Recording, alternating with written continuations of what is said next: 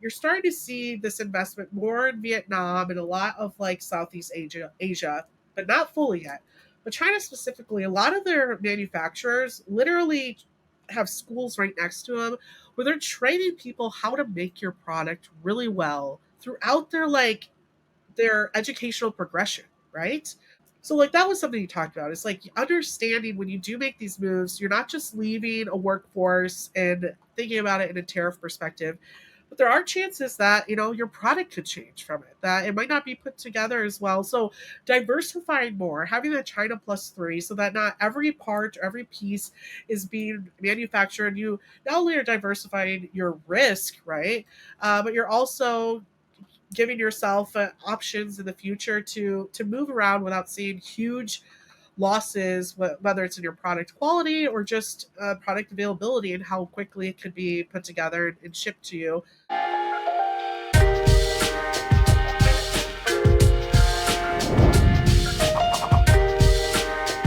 We're back. It's us. Emergency pod. Your favorite 2-hour podcast. It's back. Well, we only have a little over an hour today, so in case you haven't recognized that voice, that is Grace Sharkey now of Orderful fame, and we are back with another Freight Friends episode. I almost said something else. We're back with another Freight Friends episode. The last one we recorded, I believe, was in December of 2024. Wow. So it's been a little bit, we catch up. We've seen each other a couple times since then. So, we've kept the Freight Friends in the background, and now we're bringing it back to the front, to your screens. Hopefully you recognized already so far that you are listening to Everything is Logistics, a podcast for the thinkers at Freight. I am your host, Blythe Milligan. We are proudly presented by SPI Logistics, and we've got a special episode for y'all today because it is Grace's first show in her new role, about, as the time of recording this, 3 days into her new role. So Grace, welcome back. Tell us about the new gig. Look at me, new job, new me, pink hair. Who saw it? Who saw it coming? Not me. Actually, I did because I planned it. Hey, happy to be back, dude. It's been so long since we've done these. You and I had our heads down, grinding, getting some of our own personal stuff figured out, and I think we're finally there. So happy to be back, dude. You're trying to figure it out. Me on the side with Cargo Rex. The site is kicking my ass still to this day. I got about a dozen emails I got to respond to about that site, but we're moving in a good direction, and it sounds like you're moving in a good direction too.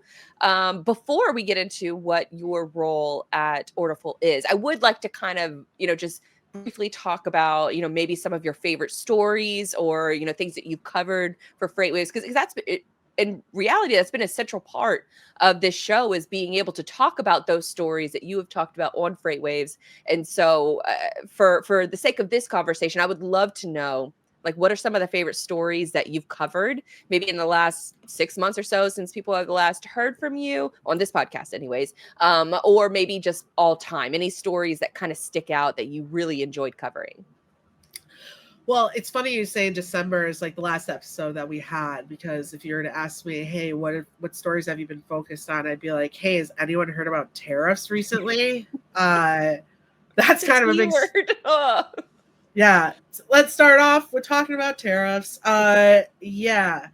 So that's has been a big focus, and I think for good purpose, right? I mean, it's feels good again because our jobs are kind of like in the middle of the more common news, you could say, and our relatives are asking us again what's going on, and I feel valuable with my friends and family around me once again. So it's always a good sign in my career. And so, of course, I've been covering a lot of tariffs, a lot of fraud, of course, in the industry. I think that's becoming a huge deal in terms of just its overall impact on planning and dealing with losses as a whole for retailers, et cetera. So those are, I think, are two big areas that people are probably seeing a little bit more coverage on, and for very important reasons, for sure. I had an absolute blast, though, being a part of FreightWaves team. I mean, when I first started there, day one, I was looking at, writing 3 to 5 articles a week. I ended up writing over 750 articles over the span of, like 4 years, over 400. Honestly, I'm guessing when I say 400 because I didn't really keep track, but basic math would tell me at least over 400 episodes on Sirius XM. Sorry, I got stuffy nose for all those out there, so I got to deal with it. But yeah, so it was an absolute dream to be able to learn. I think what I took from that is the importance of storytelling in especially freight tech as an industry as a whole. I mean, this is something that you are passionate about as well. It's about explaining the problems that you're solving, right? And in a way that makes sense to people and it hits people and resonates with people. And at the end of the day, for all those out there watching, all our freight tech salesmen, finding those triggers that get people to say, you know what, this product might be for me. And I had a blast doing that. And I had a blast, meeting some of the most incredible people in this industry. I talk about, the Shelley Simpsons of the world and Brad Jacobs of the world, and getting close to people. Like, one of my favorite friendships I made while at FreightWaves is Kevin Nolan. I love that guy. Kevin, if you're watching, I love you, my dude. You know that. I don't have to tell you that. But when I was at Fifth Wheel, like, I looked at Kevin Nolan as like my number one competitor. I was like, who's this dude that owns NTG? Like, we're gonna destroy him. And now he's just like, he's not only a friend, but just like someone I can talk to about business in this industry, and and all of those within that Nolan family, Soap Creek family, right? Like Grace over at OTR and Brett over at Marquee, like that. I love that group of people, and I'm really excited to watch them grow too. That's a big one. But, just being able to talk to so many different companies and hear about people's problems and how they're fixing them, and learn about not just technology from the user side, but even the investor side of it, what they're looking for, what AI, right, took a boom during my time at FreightWaves, and I got to be a part of those discussions and explaining those type of tools to our audience too. And so it was very hard for me to leave because, of course, I love building those relationships. But what's really great is now that I'm in this role at Orderful, I hope to, take all that industry experience and apply it to a company who I think is doing really great things, and really use that expertise, I think, in a different way. And I this because we're friends, and those who are close to me have known this, but my background comes from being in the trenches and getting stuff done at a company. And I'm not saying that didn't happen at FreightWaves, but at FreightWaves, you're kind of a little bit in your own island. Like, the writing schedule's up to you, the podcast, everything's up to you. You do work as a team, but I was an operations girl, strategy girl, that type of role. And I'm really excited to be a part of a team who has, at least, I'm only on day 3, but at least on day 3, has made me feel like they want to leverage that and appreciate that and kind of get back into, the work. And I think a lot of people say, at least journalists, right? Oh yeah, journalists, they're working, but they're not doing it. So I'm really excited to get back into doing it, if that makes sense. Yeah, it definitely makes sense, because I think for a lot of folks, and I've said on the show for years, like, so many companies would benefit from having somebody with media experience to be within their company, because they can help them craft messaging, they can help them do research, they can help develop that human to human connection. And with FreightWaves, when you work for them, it's almost like on steroids, because you're not just doing it for one company, you are doing it for so many companies, and you're reporting on it and you're talking about it. But it is different from actually dealing with the 700 emails that you're going to get from support or from development teams or from customers, just miscellaneous stuff. And, there's all these things that you don't anticipate seeing when you're covering it. And so I live in an interesting place where I'm on both sides of it. But I think for your talent and what you've built and those relationships that you have still have at FreightWaves, and how that transitions into a new opportunity, I think it makes a ton of sense for a company like Orderful to be like, yeah, we need media experience. We need the customer experience. We need to be able to convey that properly in all of our different digital channels.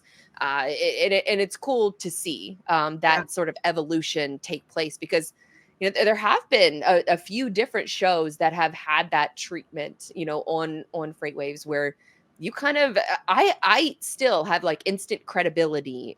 And that was the reason why I did a show with them for almost 2 years, Yeah. was you could get that instant credibility, and it leads to so many more, like, just getting a foot in the door with Yes. different companies because of that. And I don't think that this show would be as successful without that, pathway in my journey. And I do call it a success because we are essentially, a very small team. We run a lean, tight ship, but we do create a lot of great content. And so those were the reason I think the content is good is because of the creative team that you get to work around at Totally. FreightWaves. And it's the production, the boiler room boys, Yep. that we get to work with, that are, searching up different B-roll and trying to make sure your show looks the best. And, just all of these different intricacies that you don't see in an environment like this. But now you get to take everything that you've learned, not just from a media background, but also just from an industry landscape, and knowing Totally. what the VC landscape looks like, the technology landscape looks like, and not isolated in a single silo within logistics. It's very, like, your knowledge is very widespread across Yeah. the industry. So kudos to Orderful. And so I guess any sort of last words for, because I would love to get into what your new role is. Yeah, so I'm really excited because I'll be managing PR and communications for the company. So a big part of the work that I'm like focused on right now is of course getting Orderful becoming more of a, I want to say family name, but you know what I mean, an industry family name. So when someone hears Orderful, they know, okay, that's the top ED. That's who we go to for EDI integrations, right? So that's a big part of my job. But another part of that, and this is something, again, I think you see at FreightWaves, I've done articles on this stuff too, but is the importance of the partnerships aspect as well. So a lot of the work that we do comes from, for example, legacy systems, TMSs, et cetera. People are changing the systems that they're working on, ERPs, et cetera. And we all know that with those changes comes usually some type of EDI integration. So working with some of those partners that we have, in those partners that our customers have in common with us, right? And leveraging that a little bit more, starting a podcast, getting them to come on with us, getting on stage with those partners so that they can hear about the successful stories that they have. I mean, here's the thing about Orderful as well, and I'll say this because I've written a couple articles about them, but at FreightWaves, of course, I get emails from companies and pitches and things like that. Or, I've worked with a An founder endless before. amount. Endless amount. Yeah. Don't even, I'm sure my unread is insanely high still over there. But Orderful is one of the first companies I ever wrote about that came to me from a customer, multiple customer requests. Specifically, there was a buddy of mine who was growing a startup brokerage. So we're not talking about a huge maybe a couple million, but not a huge 3PL at the time. And he called me because he knew that I would understand the problem. And he said, hey, there's this guy I gotta have you meet. He's running a company called Orderful. His name's Eric. And I had to get set up with Walmart on Christmas Eve to finish a shipment. And we had to connect EDI in order to work with them. And they got them up and running on Christmas Eve, like the day of. Wow. And that was unheard of from most of those type of stories that I've heard. And I was like, that's crazy. I have to figure out why. So, of course, I got time to meet Eric. And Eric alone is an incredible person, regardless of the business. So that's always positive, right, when you're looking for new opportunities. But his shit works, like his product works. And every time I've talked to customers, or you can check out our YouTube page. I'm going to be posting more of this content, and of course making us a little bit more visible on social media. But NFI and large carriers and logistics companies out there have used it because it's fast, it's easy, and it's simple.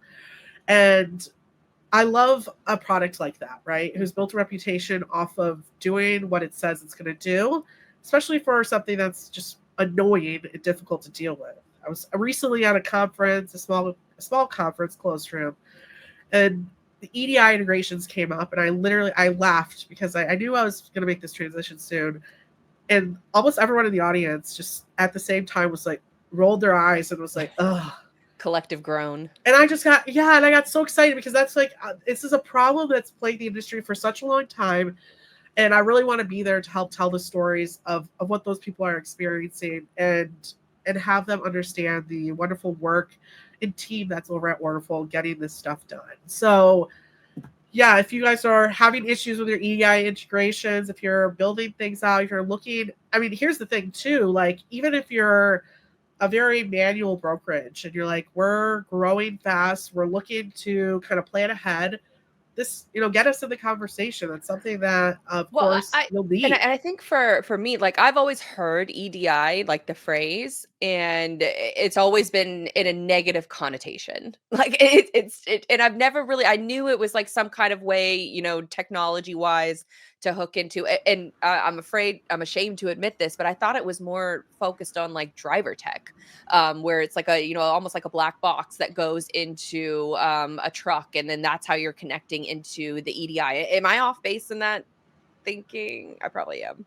No, you're really not. I mean, that's a part of like Eric's story is that when he started, he was working, I believe, for like a consultant, helping a lot of like manufacturers, of course, share their data, upstream, of course, to providers as well, and started realizing that a lot of the companies just have no idea how to build these things out, because it is maybe itself a little bit of dated in particular, but it's also not going anywhere. It's I'm trying to think of like a perfect example Well, to it. I Yeah. think I'll because I was listening to, there was a show, an episode with Supply Chain Brain, and I believe that Eric was on that episode as well, because it was somebody from Emerge, and he was Yes. talking about how he needed these different, and I think the way that you described it before we started hitting record is that it's almost like the pipes and the Yes. foundation of your house.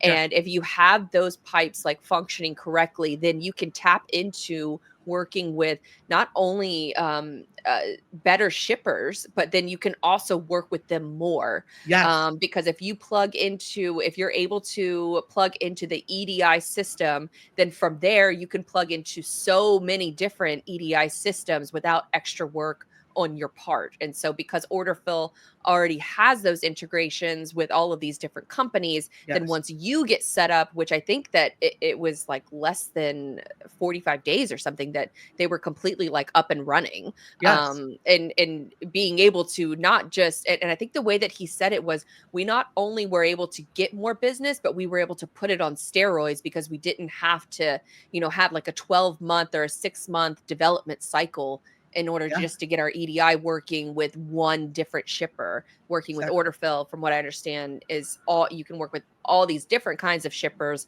after just one integration. Exactly. Because they've already pre-built all of the EDI guidelines, you could say, Mhm. right? The which really to kind of like break that down to very small terms that for instance, if we're talking about trading invoice data, right?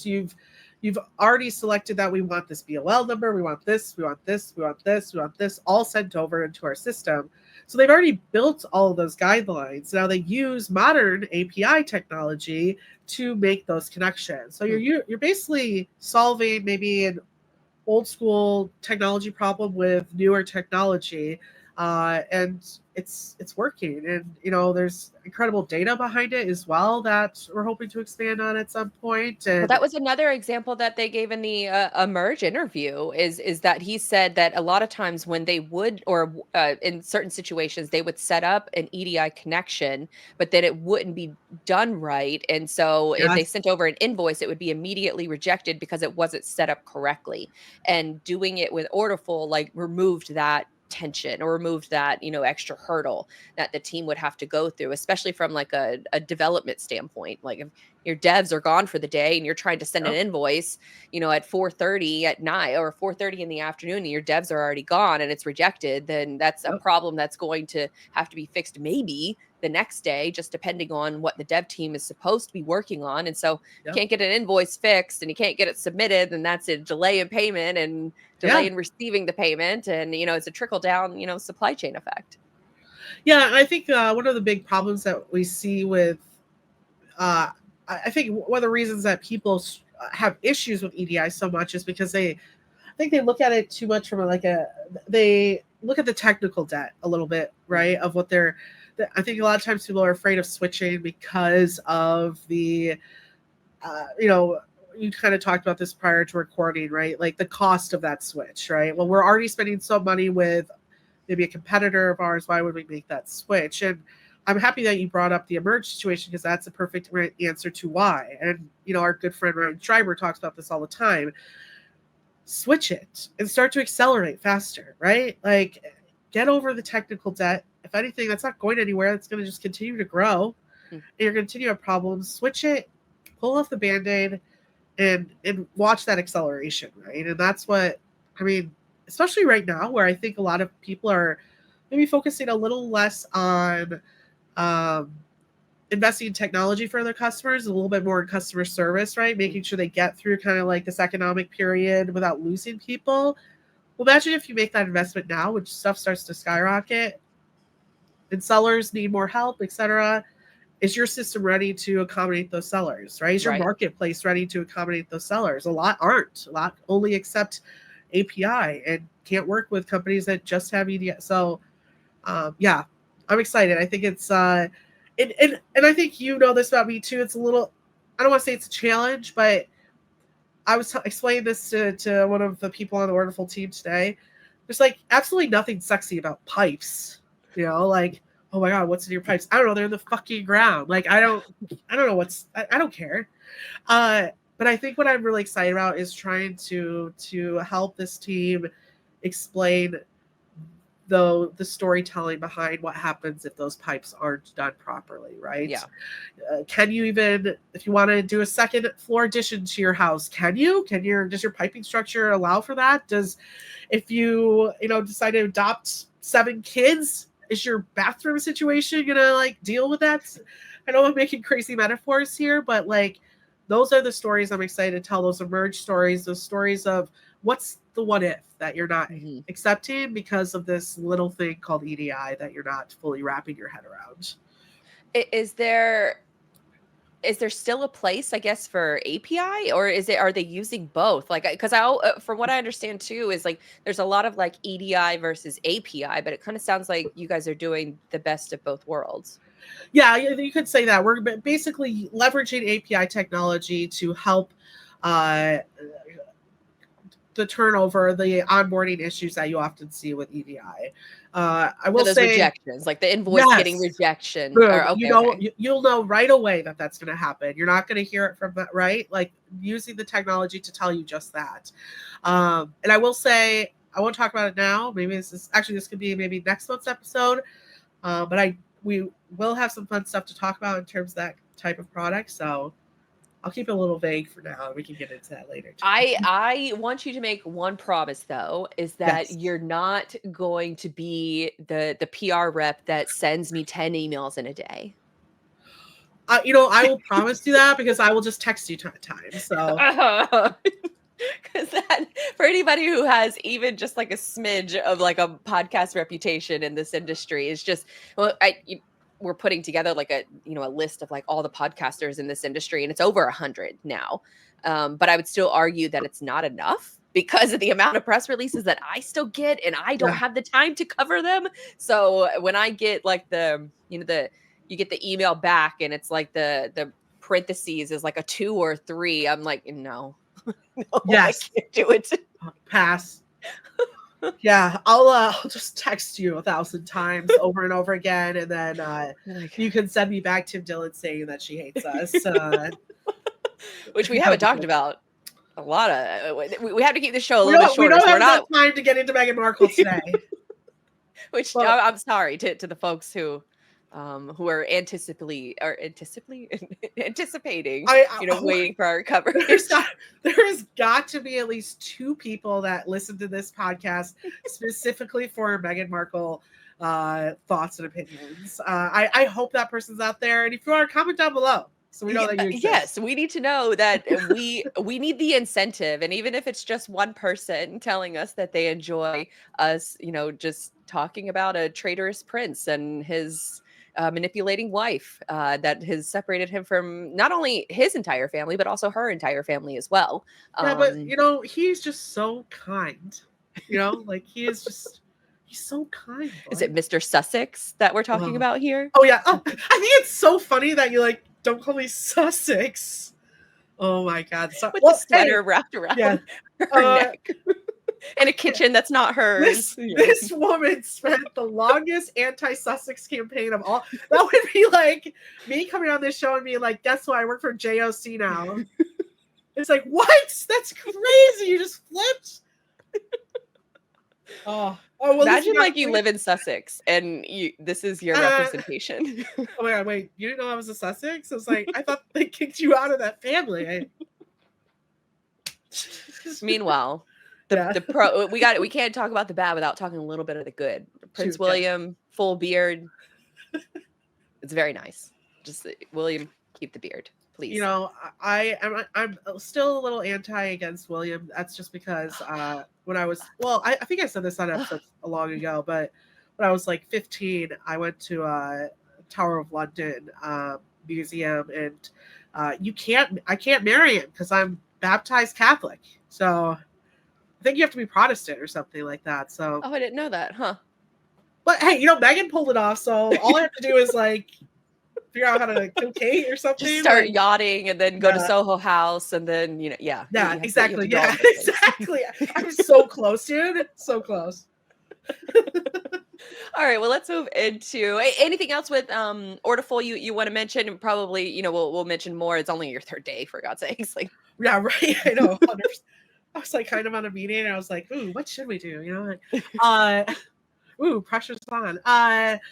No, I would say, just understanding kind of what I'm doing. If you guys are interested, if you're a partner of Orderful already and are interested in making content and working on your partnerships more in terms of the marketing side of things, let me know. I'd love to hear it. And I also plan on just my personal brand, writing a little bit more, maybe publishing those on LinkedIn or Substack. I'm trying to get through the first couple weeks of this job, and then you'll likely see me start to get into that. Something I put on hold for a long time that I'm excited to put some more time is Logistics Girly. So you guys will see updates on that for sure this year. And just maybe a little bit more personal projects that I wasn't in the right, when you're a journalist, there's a level of unbiased rightness that I have to have. Mm-hmm. And now that I'm kind of out of that role, I'm excited to be biased. Like, if you thought I had hot takes before, wait till you unfilter me, and it'll get hotter. So, no, that's a great point, because then you can kind of balance both of those things with the storytelling with Orderful, and then also with your own just sort of personal opinions and personal things that you are passionate about. I mean, that's ultimately the dream, I think. And in the age of AI and companies that are just using it to make AI slop and just write me 1,000-word article that has the word delve and innovative in it 20,000 times. Delve. When I see the word delve, I'm like, if I see delve or 2 M dashes in a row, I'm like, this was AI. I love the M dash. I will not let these LLM bots take the M dash away from me. Just put a comma in there and keep it freaking moving. The M dash is elegant, unlike a comma, which is, you're not supposed to use a lot of commas, right? Literally, okay, elegance, either you got a straight line or a beautiful curve. But it's so much better than like one dash. One dash is not enough. I've been like, boy, do I want a stick. And boy, would I hate a curve. No one has ever said that. Or it's a dramatic pause. That's how I like to think of an M dash. Like it's like a dramatic pause. Like, this is an M dash. Like, exactly. And for all those listening to this podcast, I just did a nice over the shoulder power pose. That's an M dash right there. Yeah, that's an M dash. I'm not going to let them take that from me, but if I see innovative or delve in your work, then no one in the history of this play has ever said, I would like to delve into that. There is where did AI even learn that word? Like, have you ever seen the chart? It's like a chart of like how often the word delve has been used on the internet. And within the last couple of years, it's just up and to the right. Like our national debt. Very similar. Yeah, actually, hey, Doge, if you're listening, what was that one kid's name in Doge? Like Big Swinger or something like that? Hey, Big Swinger, whatever your name was, if you're listening. So I don't know if you guys still have a job. You probably do. You have our data, so you still have a job. Don't fix the delve situation. I need you to delve into the delve situation, Doge.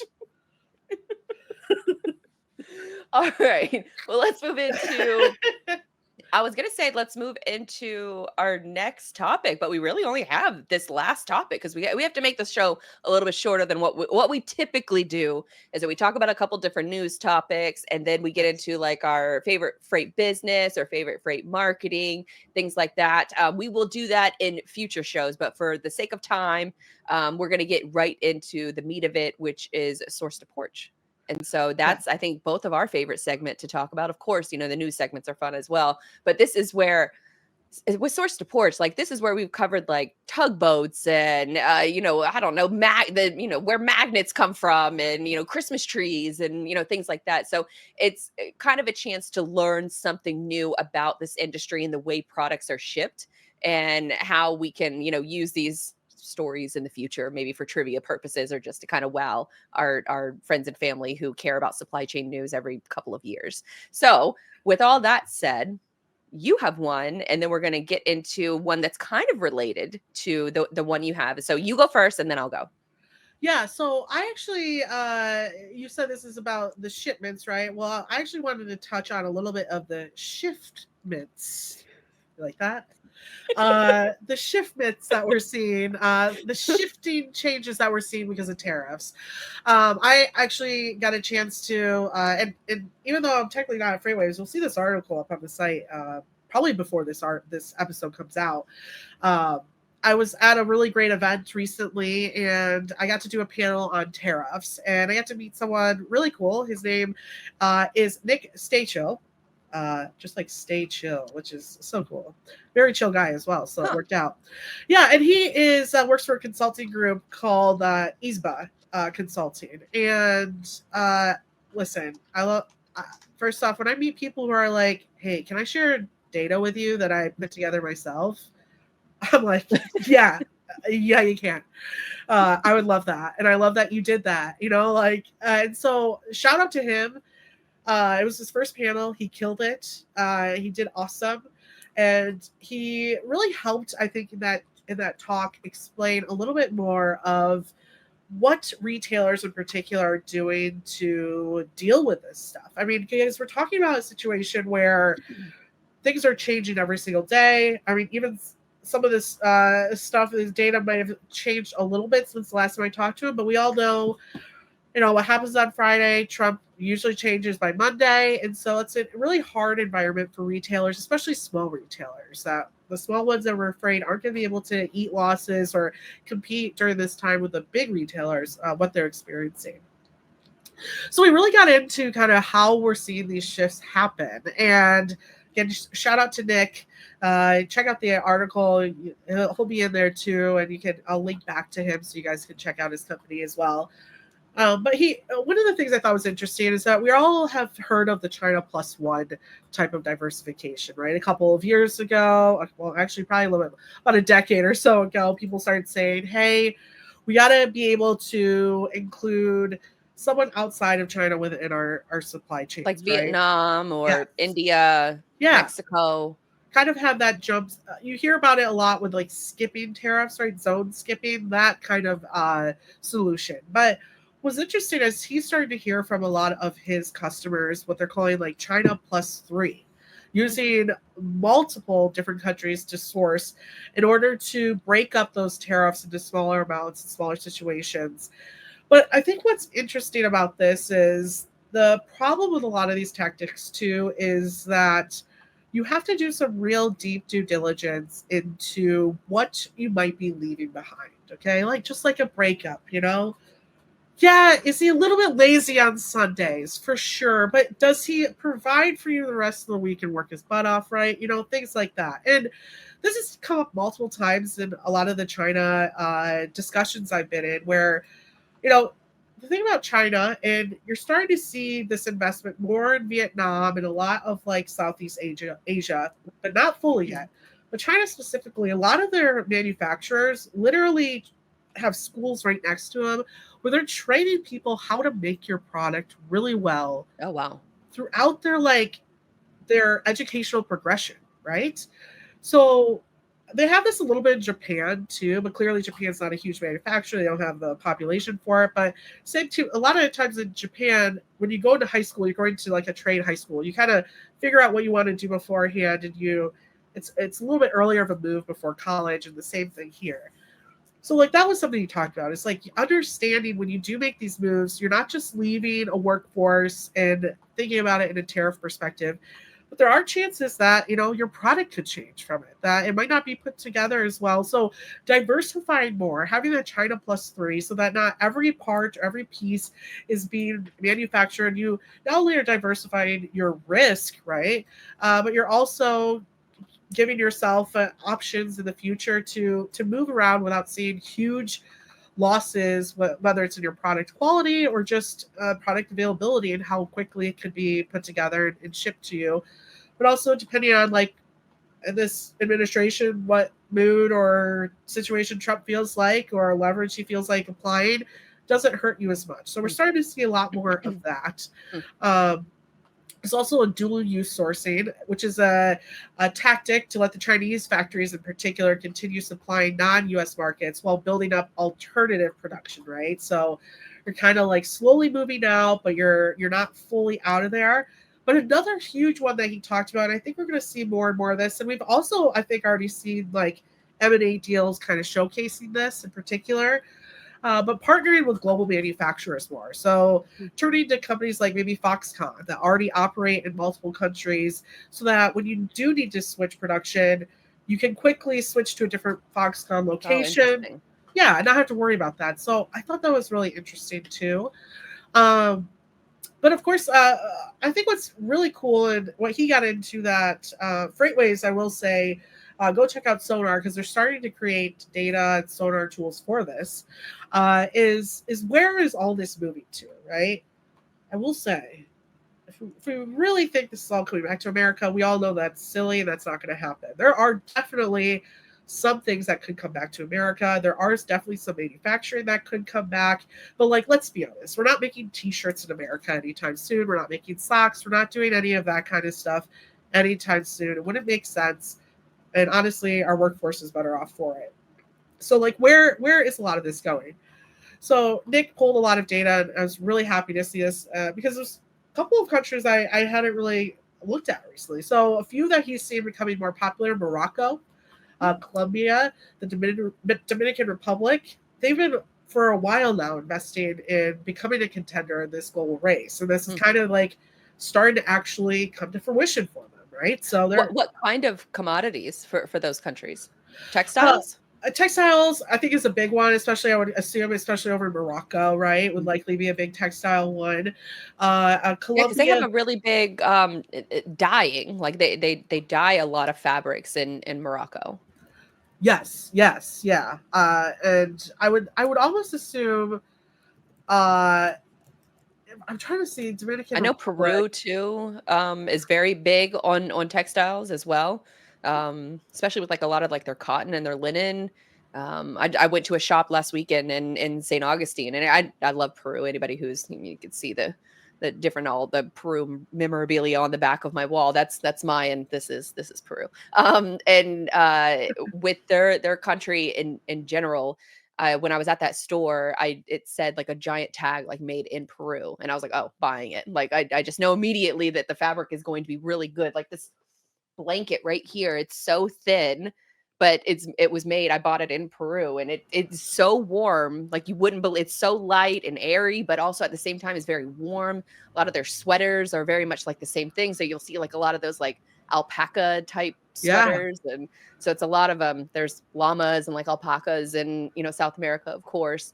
But I was just curious where maybe some of those other textiles were maybe coming from, with like the Dominican Republic or Morocco, like where they may be getting some of those fibers, which you probably don't know, but I'm just thinking out loud here.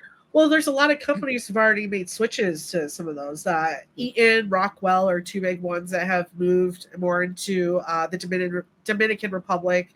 In particular, medical devices are being, of course, produced there too. So I think a lot of these areas they've seen, again, some of these, and this is the sad part for the smaller companies, but a lot of these larger companies have been kind of betting on this happening for a while now and have started. So again, it's a little bit like, for instance, if you know Eaton is producing manufacturing out of Dominican Republic, then I'm probably, if I'm producing some of the same type of products, thinking that's a population that's probably going to produce my product well too, right? So it's almost like this network effect that I think goes along with it as well. Also, of course, Mexico is like a big part of this discussion. We're not going to talk about immigration. We'll keep that aside for now. That could get dicey. Yeah, we only have so much time here. Yeah. Talk about things Grace could get hot on real quick. Put that to the side. But Mexico has a unique role, and we all know that. Why? Because when trucks come into Laredo, they have to be unloaded and put on another truck. So that's bringing a lot of investment into Laredo, a lot of jobs into Laredo, a lot of trucking jobs in particular. We won't talk about who's taking them, but still at the same time, a lot of opportunities as well. Mexico, I think, right, in the United States, we saw this coming. That's why we saw in Trump's first administration a lot. I think this partnership was grown during that too. I'll give him praise there for sure, because I think because we were briefly going to maybe talk about, I had sent you last night this new ad or it was new to me, a new ad from Shein of how, and I've been curious of how like Shein, Temu, of how they're going to adapt. Like they're not just going to crumble. Like there's too many companies that buy from Shein, especially like clothing boutiques that get their clothing made from there, even if it doesn't show up in, sort of the search engine rank or the search when you're on the site. There are boutiques that I have a theory of that they do not advertise their products in the Shein search because they want to maintain that relationship with boutiques all over the world where they kind of have almost like exclusivity rights. But I was wondering how they would evolve with all of this tariff drama. But I had no idea that Europe still has the de minimis rule, and it's a slightly more than what the U.S. is. So it's $1,000 in the U.S. It was $800 and below of what you could import packages into the United States without having to pay a tax on it. With Europe, it's $1,000 or less, and they still have that rule. And so what was interesting is that Shein is starting to, they're going to they have raised their prices a little bit for US based customers, but they're opening up different storage facilities in and around the US and just North America in general. But they're also talking about expanding into those European markets so they can take advantage of that de minimis rule. So I thought that was really interesting because I did this show.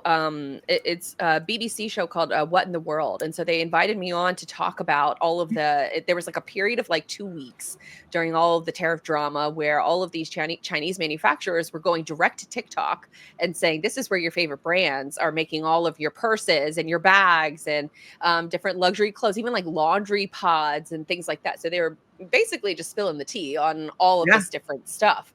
But for a lot of which a lot of those videos like are now deleted. So I wonder like who kind of made them delete those videos. I'm a little curious in that regard. But in doing research for that show, I found that famous like Elon quote where he says, that the factory is the product.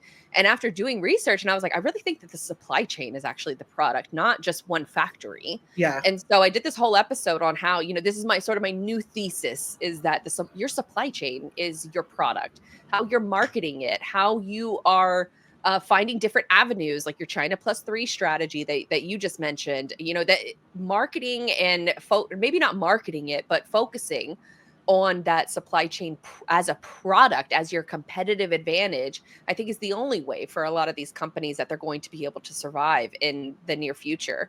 One of the examples that I gave was, remember we talked about it, I don't think it was a year ago. It might've been even, past that, maybe like 2 years ago.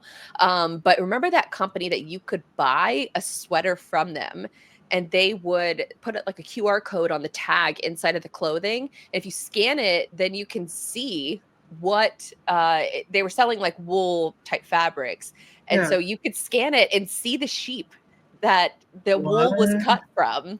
and it's called like sheep ink, I I believe. And love so that. you can buy something that's quality made. They lean into their supply chain is literally their farm. And Yeah. so and they take it a step further to like document the specific sheep that wool was cut from and Oh used my to make God. your sweater. And then you I could love follow that. that entire supply chain journey. They lean into it, they market it, and I just think that that's so brilliant. Obviously, not a lot of companies can do this, but if you can lean into your supply chain as your part of your product marketing, I think it's just a home run. It's a win-win. I had somebody that commented on they're like, no, respectfully, I completely disagree because they were like, Coca-Cola is a company that has been around for years. They don't share their secrets, they don't talk about their supply chain. And I was like, well, yeah, because they're the only company that can get coca leaves out of Peru. Yeah, So totally. it's like their supply chain is way different and way more complicated, not complicated, but established versus Yes. a newer company maybe that's been created in the last 5 to 10 years that's looking for a competitive advantage. That's who more I'm referencing, not a behemoth like Coca-Cola. Well, honestly, to push back against Coca-Cola during COVID, Coca-Cola in some places is really hard to find. So I would have loved some tea on what was happening in their supply chain, and they, I think, have been open about even becoming a little bit more globally involved with that too. Um, I was gonna say, what if like the sheep situation was like a Builder AI though, and it was just like Indians dressed up as sheep, like Are we talking like a furry situation? yeah, yeah. They're like, oh my God, look at all these sheep in this field, and it was just like humans dressed up as sheep the whole Oh time. Jesus. That took a turn. Yeah, it took a turn. Go watch the movie Tusk. That gets even weirder. Interesting. No, that is really interesting, and I agree with you. I mean, I've had multiple retailers of all sizes on different shows, and they always talk about the fact. I mean, I was just talking to Eric about this yesterday that we buy things based on the supply chain. We buy Mhm. things based on how quickly it can get to us, right? I'm gonna buy, and even the channels we choose, I think, are that way, right? Like, there's times where I'll go to Walmart's site and I'm like, well, it's it'll take 2 days to deliver, but I could just go and pick it up in the store right now. I'll just Mhm. go pick it up in the store. So it's like that is totally changed, I think, in the last 10 years now, probably more 5 or 6 years than anything. So But it's totally, transparency too. It's yes. transparency into what that shipping time is going to take, what kind of products you're getting, where it's made. Like we're becoming because of all this tariff drama, we're becoming more savvy when we shop. Like it Yes. for me, like for a lot of, there's a common thing among like different brands like, oh, it's Revolve is selling, a $200 dress that's made out of polyester. It's like that they're not going to get me no more. Yeah. I am looking at the fabric. I'm looking at what the, not just food label ingredients, but what's the ingredient on, some of the clothing that I'm buying. And is it actually really worth that? Yeah. And so I have made a little bit of a transition in some of my shopping habits where I'm getting more 100% cotton, 100% linen. I think it's too hot, too damn hot for me to, buy a sheep ink sweater or Yeah. She's talking whatever. about this Peru blanket. And I'm like, it's freaking June in Florida. What blanket you using? Well, I sit right under an air vent, so depending on the time of the day, There it she can just goes. be freezing and it drives me crazy. And everybody knows that women are much colder in like an office type situation than men are. So as much as I like want to turn the air up in the house, it's a thing. It's a thing. But let Uh, me so I will say, I want to wrap this up and let you get to yours, but okay.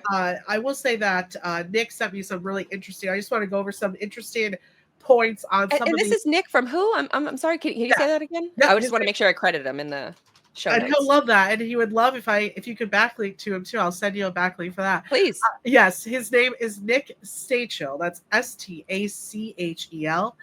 He works with IZBA Consulting. That's IZBA.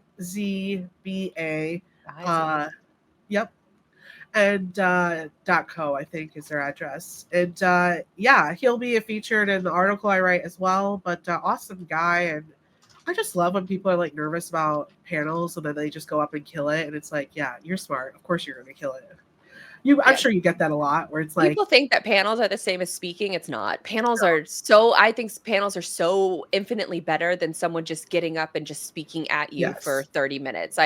Nothing makes me want to like fall asleep faster than listening. yeah, It's really tough to be an engaging speaker, but it's really easy if you know your stuff to be an incredible panelist. So, totally. So here's some fun facts for everyone out there kind of thinking, what other ports are people going to? So Vietnam, great one to think of. They've got about 50 different seaports. They have over 2 to 3 direct sailings a week, and 3 of their ports are ranked in the top 50. There's a ton of investment going in there, so that's a good one. Indonesia, over 110 different seaports, 1 to 3 sailings per week for U.S. This is U.S. vessel frequency. Despite the high port count, though, their geography does pose challenges. The government is working on modernizing their ports a little bit more, but of course, the complexity of the islands and everything makes it a little bit more slower to responsiveness than going to Vietnam. The Philippines only has about 20-ish ports. They're moderate U.S. vessel frequency, 1 to 3 per week, and it is a very good international hub. So they have moderate capacity. So it's a little less ideal for like large scale diversification just due to the port depth that they have. Cambodia, not so great, just 2 ports. One sailing, just 1 sailing a week, very low capacity. Could work for like niche products, but especially lightweight products, just because of what they can physically lift and move. But not no one's going, hey, I'm going from China to Cambodia anytime soon. India is a huge one. They have 13 major ports, 200 smaller ports, high weekly sailings from all ports, very, very mature infrastructure. Honestly, if I could fast forward in time 15 years, I can't wait to see what India becomes. I think that is a whole behemoth that when we talk about China, what's going on in India? Personally, largest population in the world, and then also because this is just the nature of how civilizations evolve. Like yeah, United States, we used to make a lot of stuff here, but then when you make a lot of stuff, you're less willing to I think it's something crazy like 90% of the US population worked in agriculture in some form or faction in the early 1900s, and industrialization changed that to where it took people out of the fields and out of these hard labor jobs and move them into easier jobs. China is going through that right now. And typically, when that happens, when your middle class rises, then they get paid more. They want to do less of that kind of work. That evolution hasn't happened in India yet. And so that's why it's theorized that India is going to be the big winner in all of this because they have the population and then they don't have the same middle class or the same rising middle class like China has already kind of experienced. So India totally. is kind of next on that list to sort of lift their population out of, poor economic conditions and lift them into a middle class. Love it. So that's my good old port shift to porch for you. Oh, well, I love that you said that because mine is also a little bit port related. Nice. It's talking about ballast water and how it contributes to invasive species and how I love maybe that this. invasive species is turning to some food that might end up on your plate or maybe your porch, for lack of a better phrase. So I have we've talked before on the show. Like I'm obsessed with like To Catch a Smuggler, like Border Security, like those types of shows that just show in What a like a good show. marathon. Yeah. Love it. Such a good show. But they have, if you ever watch, like, the New Zealand ones or, like, the Australia ones, they are so sensitive about shipments coming into their country, even things like dried tea leaves, for Seeds. example. Seeds is a Yeah. no-go. If it's, like, fresh produce, no-go. If it's, like, a shipment of, I don't know, bananas or something like that, Yep. that's coming in, if there's, like, a single moth or a single larva in Yep. any part of that shipment, the whole shipment is rejected because it cannot come into the country because they are very sensitive, especially being not necessarily Australia, but like a New Zealand, for example. They have very sensitive small islands, very sensitive ecosystem. So they cannot have any of these, any of the threat of like an invasive species that can come through. So that show kind of highlights a lot of those different things. But historically, one place that has not been checked by many customs programs all across the globe is the ballast water. And the ballast water is carried by ships to provide stability and trim, especially when they are not fully loaded with cargo. Oh, It is typically taken on board in one location and discharged in another location, often at different ports all around the world. This practice is crucial for maintaining the safety and stability of vessels during transit, particularly in rough seas or when the ship is partially empty. Now, I say all of that because enter the green crab. The green crab is an invasive species. It is native to Europe and North Africa. It was first recorded in New Jersey in 1817 and has since spread across the Atlantic and Pacific coastlines and also globally as well. Now, these crabs threaten other shellfish because they eat so much, but they also don't have a lot of like crab meat in themselves. And they're also very small. So they'll eat yeah, a lot of juvenile crabs, they'll eat a lot of juvenile clams, sometimes up to 40 clams a day. And so when you are I guess that they think that that the species came through in the ballast water, and then ever since then, it's just exploded in growth, not just on the Atlantic side, but also on the Pacific side too. But they're pretty small; they're only like 4 inches, and so yeah. they haven't been kind of commercially available as like a king crab or different crab species that we typically will eat at a seafood restaurant. They almost look Um, like a turtle, like in a way, the way they're yeah, like colored and like, they everything. are green, like, they call them Yeah, green for a reason, and yeah, so, it affects, a lot of different business, especially when you talk about New England, because New England is very heavily dependent on, like, lobster and fishing and clams and mussels and things like that, and when this species is kinda overrunning them, then it affects the entire ecosystem within that area. They're also eating, like, a lot of, like, the smaller fishes and things like that, so it impacts, like, the areas that they grow in and plankton and algae and all of these different things. So it's having a massive effect. This little green crab. So in 2017, that's how long ballast water has not been regulated from like a customs and border patrol perspective. The International Maritime Organization adopted the Ballast Water Management Convention in 2004, but it started being enforced in September of 2017. So, this convention requires ships to manage their ballast water to prevent the spread of harmful aquatic organisms and pathogens. Ships are required to have a ballast water management plan and carry a ballast water record book. They must also hold an international ballast water management certificate, which is issued after surveys to ensure compliance with the convention standards. But they do not inspect them a lot. They especially do not inspect these different sort of, ballast water management, not nearly as rigorously as, say, like an air cargo shipment or truck shipments that come in across the borders. They're not looking at it that in depth. But back to the green crab is because the way to combat when an invasive species situation happens, the way to combat it is, sometimes they offer like bounty programs. Like in the state of Florida, we have a lionfish that's incredibly invasive, and yep. it's doing terrible damage to like the coral reefs. So what they'll do is they either put a bounty on how many lionfish. If you just bring a bag of like dead lionfish that you've killed, they'll either give you a bounty or they'll hold fishing tournaments for whoever can catch the most. And so they try to like Yeah, incentivize the public through like public awareness and things like that. yeah. But Ours is koi fish. Yeah, that's oh, yeah. Because well, koi's they grow based on the body of yeah. water, so they all have Lake Michigan, and they're just like, What's that? It's like the Asian carp, I think, that's yes, also in, like, Illinois, and it's, like, yep, taking over a lot of lakes there. yep. But the problem with, like, the carp and lionfish is that they don't taste good. So, Oh, what New England is doing is they actually found a way to make green crab taste good. And so for these animals, they're very small, so they're not really worth it to eat, like you would a regular crab leg.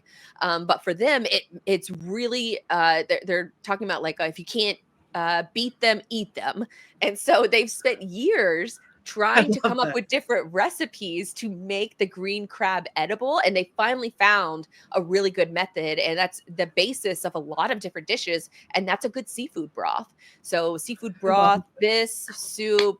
So Love who that. is this company called? Saint Hours and Company officially debuted its crab broth powder after 3 years in the making, and it was named a finalist in the food service category at the Seafood Expo North America trade show this past March. The broth is said to have a much sweeter taste to it than even like other crab broths or lobster broths. And the way that they do it is that they take the green crab. I mean, to be a crab and like cooked alive, like it's just crazy to me. But Yeah. they take Ah! like the moving crabs and they throw Yeah. them in like a giant pot. They boil them, and then they kind of separate them out. And then one lady was showing, and maybe I should just show the video. But like boil them and then they pour everything into like a giant blender, and then from the like they blend the whole crab up, like shell and all, Yeah.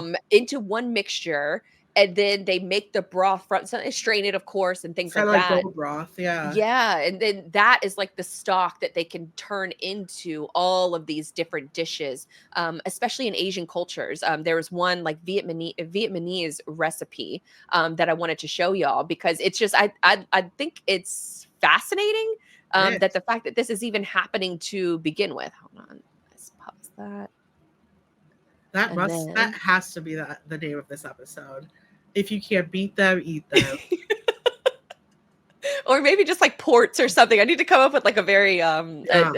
like a very will Orderful appreciate our crab titled episode. Oh, we appreciate everything, Blythe. Okay, let's hopefully They look so gross. I'll just say they that. do. They And look they're like so turtles. little. Yeah, they are so little. They're so ugly. Sorry, crabs. So let's she actually takes it a step further where she uses the meat from the crabs, because that was the biggest complaint when I was researching the story, is that it's not enough to like, because I was thinking like, oh well, rock shrimp or even like crawdaddies or things like Yeah. that, like they're so little and they're not worth the trouble. So, No. but I would think that a crab would be worth it, but she finds a way to make it work. So let me go ahead and play this TikTok. Of course she does. Invasive crabs. These are invasive green crabs from coastal New England. They're a bit bigger than Vietnamese field crabs, but still too small to make eating them individually worth the effort, so we're giving them the Vietnamese treatment. This method involves crushing up the crabs so that the raw meat becomes emulsified in the water, allowing it to be separated from the shells. Then when you cook that liquid, the crab meat clumps together into floating chunks like this. Stop. This is the traditional method of making bún riêu cua.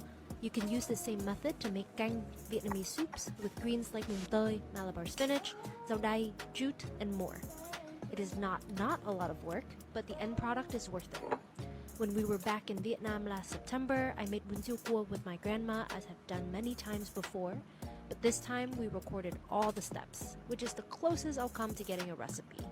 The measurements are non-existent and everything was eyeballed, but in the end, it tasted right, so I'll call that a success. But When I I'm make, crazy. when I make like homemade mashed potatoes, I'm like, look at you, work the kitchen, girl. And that girl just like straight up. Yeah, so if you were just listening and didn't watch it, she literally took the entire crab and cleaned out part of it, and then she Yeah. put the rest of the crab into a giant pot, and the meat, she Like said, rice. emulsifies and Yeah. gets, so you can just kind of skim the meat off of the top. It, And it looks pretty good too, yeah, especially because you're right. I did read it. Someone said it's like you get like a thimble of meat from them, but like she was getting full on patties, crab patties. yeah, and so that, I mean, that is just talk about like turning like water into wine, for like an example like this. Like you're taking like an invasive species. There's nothing you can do about it in order to eradicate them, because from what I understand, they also like lay a ton of these green crabs lay a ton of eggs Ugh. everywhere. So that it's really challenging to fight them, and if they're affecting one part of the ecosystem, then like the guy said, like if you can't beat them, eat them, and they found a good way to cook them in a variety of ways, but stock being the most Yeah. I guess commonly used for it, but turning it into the St. Hours and Company, they turned it into a crab broth powder, so you can have several different ways of eating an invasive species. But these invasive species, like there's so many all across the world, and it comes from the ballast water.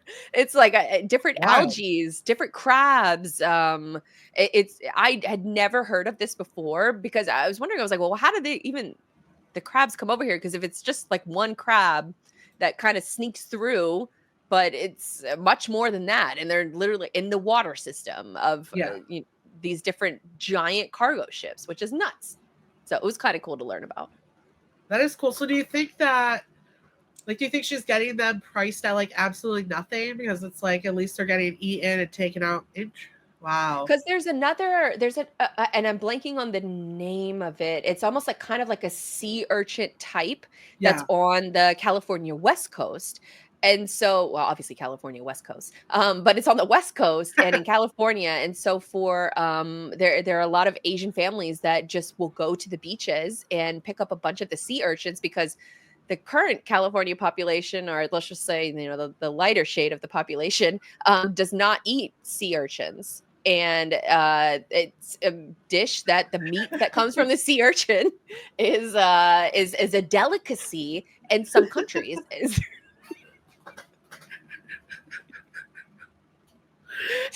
The people that burn the most in the sun don't eat sea urchins. Alert! Newsflash!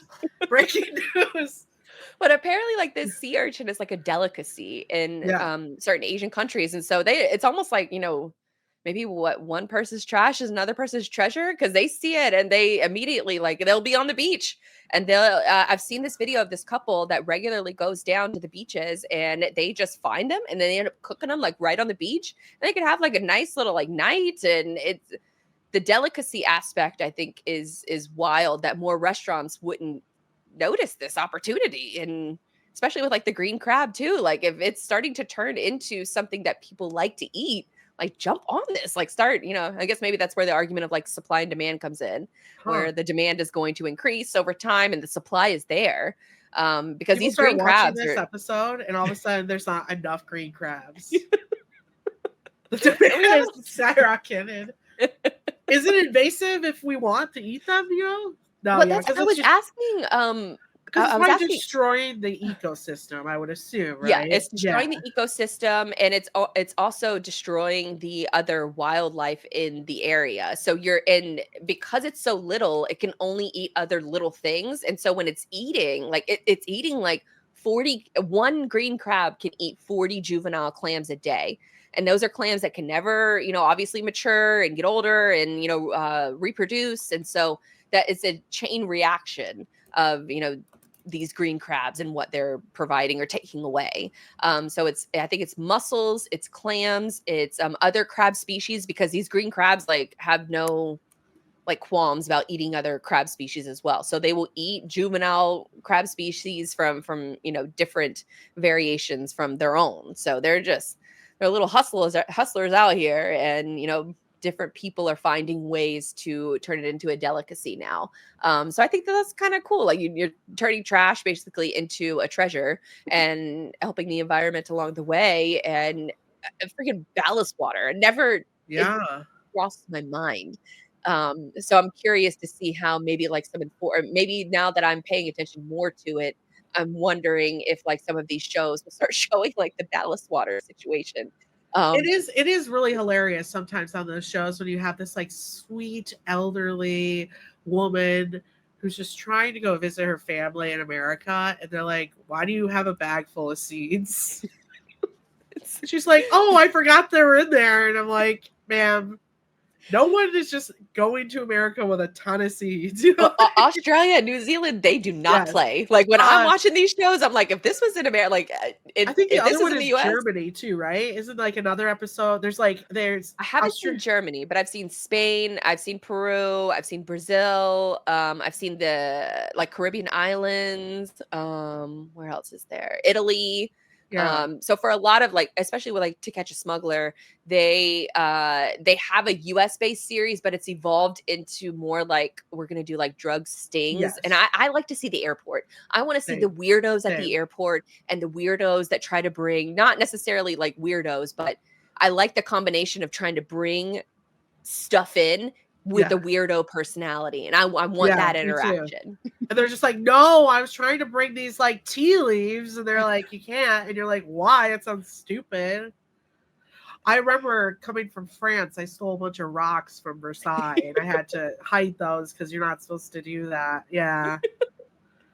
Make me nervous every time I go through the customs, right? But Not to talk about, Peru again, but I really wished that there was a way that I could bring coca leaves into the United States. So that's maybe right. Coca-Cola. That's a drug, Blythe. But not in the leaf. Yeah, I can name a lot of things I'd love to take from South America and bring to the United States too. Is that what are we ending this episode with a list of things we're trying to smuggle into America? I would. So, and for those who haven't been to South America, like these leaves are everywhere. They're in hotel lobbies.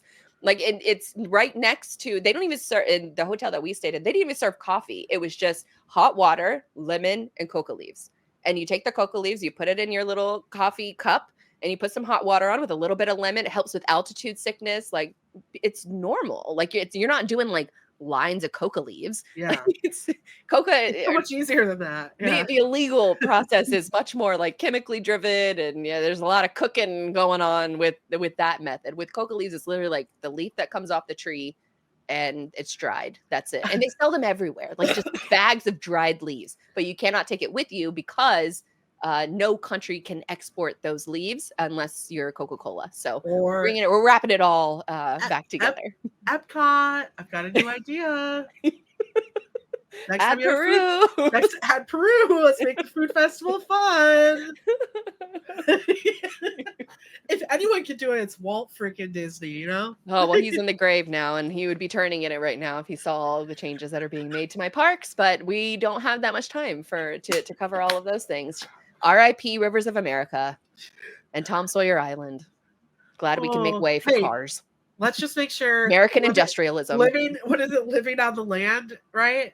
If that could just stay forever, you got two happy creatures right here. I think there would be like an insurrection at Epcot. I would show up. Hey, new job. I know I just took a job from you, but I'm going to need a few days off. We've got to go riot. No, we got to go riot the oldest ride in Epcot. We'll seize the Epcot ball, and then from there, we will protect living with the land. Yes. Love it. All right. Well, I think that's a really good place to end the show after we talk about, about different drugs and, an insurrection. That's a great way to end the show, and a great way to welcome you back for your first episode. Hey, us back. Look at you thought Freight Friends was gone.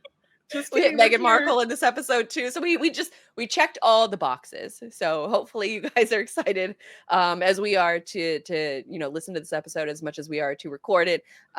Grace, where can folks follow your work now? Do we have to update? We have to update the link tree probably. Oh my God, thanks for reminding me. We do have to update the link tree. You can find me at orderful.com or email me at grace.sharkey, all spelled out, at orderful.com, and find me on LinkedIn. Reach out to me. Like I said, if you're a partner, if you're interested in just like if we get into podcasting, etc., being a part of that, let me know. We're looking to not just, of course, talk about EDI, but continue to educate our customers too through those channels too. So very excited. Lots of fun stuff to come. Awesome. Glad to have you back. You too, dude.